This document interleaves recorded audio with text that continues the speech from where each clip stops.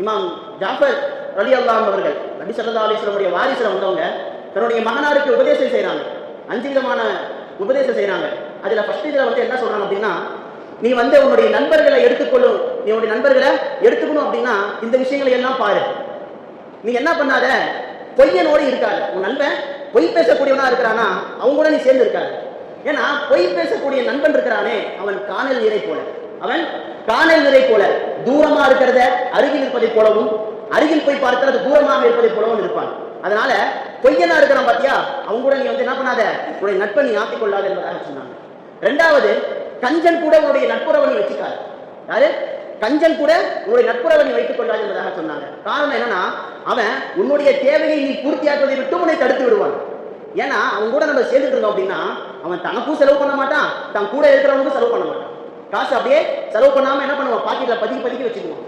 இதே பழக்கம் தான் நம்மளுடைய வீட்டுக்கு வந்தாலும் நம்மளுடைய குடும்பத்தார்களுக்கு நாம செலவு பண்றதுக்கு மனசு வராது. எனவே இப்படிப்பட்ட கஞ்சன்களோடு உங்களுடைய நட்புறவை நீங்க வச்சுக்காதீங்கன்னு இருக்காங்க. 3வது, முட்டா பையன் கூட நீ என்ன பண்ணாத, நட்புறவை வச்சுக்காது. முட்டாள்களோடு உங்களுடைய நட்புறவை நீ வச்சுக்காத. ஏன்னா அவனாலதான் உனக்கு தீங்கே ஏற்படும், அவனாலதான் உனக்கு தீங்கே ஏற்படும்.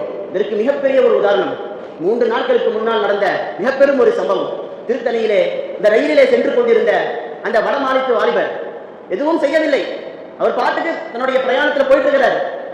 4 பேர் போதைக்கு அடிமையான அந்த வாலிபர்கள் அந்த வம்படியாக போய் அவர் உங்களுக்கு அவர் வலுக்கட்டாயமாக அந்த திருத்தணி நிகழ்ச்சிகள் இறக்கி வச்சு யாரும் வராத ஒரு இடத்துல கொண்டு போய் என்ன பண்ணிருக்காங்க, போட்டு வெட்டியிருக்காங்க. 26 இடத்துல வெட்டியிருக்கிறாங்க. காரணம், போதைக்கு அடிமையாகி விட்டார்கள் அவர்கள். இப்படி முட்டாள்களோடு நட்புறவு வைப்பதற்கு இவர்கள் மிகப்பெரும் உதாரணம். அதை ஒரு வீடியோ வேற எடுக்கிறான். அந்த வீடியோ எடுத்ததாம இணையதளத்திலேயும் போட்டிருக்காங்க. இன்றைக்கு அந்த வாலிபன் மட்டும் இணையதளத்தில் போடல அப்படின்னா, அந்த சுராஜ் அப்படிங்கிற அந்த வாலிபர் தட்டு தடுமாறி வெளியில வந்துட்டு உதவி கேட்டாரு, உதவி செஞ்சுட்டாங்க. ஆனா இந்த வீடியோ மட்டும் வெளியில வரலன்னா யாரும் சொல்றத நம்பியிருக்க மாட்டாங்க, யாரும் வாலிபர் சொல்றத பாதிக்கல நம்பியிருக்க மாட்டாங்க. அதனால இன்னைக்கு தன்னுடைய நண்பர்கள் மாட்டுவதற்கும் அவன் காரணமாக இருக்கின்றான், தான் மாட்டிக்கொள்வதற்கும் அவன் காரணமாக இருக்கின்றான். இப்படிப்பட்ட அந்த முட்டாள்களோடு நட்புறவு நாம் வைக்கக்கூடாது.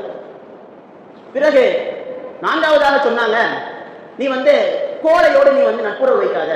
ஏன்னா உன்னை வந்து தவிக்க விட்டு ஓடி போயிடுவான். நீ கஷ்டத்தில் இருக்கும் போதே உன்னை தவிக்க விட்டு என்ன பண்ணி போயிடுவான், அவன் ஓடி போயிடுவான். அதனால கோழைகளோடு இவனுடைய நட்புறவு வைக்காத. யாரு வீரமா இருக்கிறானோ அவங்க கூட ஒரு நட்புறவு வச்சு கொண்டிருக்காங்க. அடுத்தபடியாக சொன்னாங்க, நீ வந்து உன்னுடைய நட்புறவை வந்து பாவிகளுடன் ஆக்கிக்காத, பாவிகளுடன் நீ ஆக்கிக்காதன்னு சொன்னாங்க. ஏன்னா பாவிகளோடு நம்ம நட்புறவை நம்ம ஆக்கிட்டோம் அப்படின்னா ஒரு பிடி கவனத்துக்காக உன்னை மாட்டி விட்டு போயிடுவாங்கிறாங்க. அதாவது அவன் கொலை செய்வான், ஆனா மாற்றுறது யாரு, நண்பனை மாட்டி விட்டு போயிடுவான்.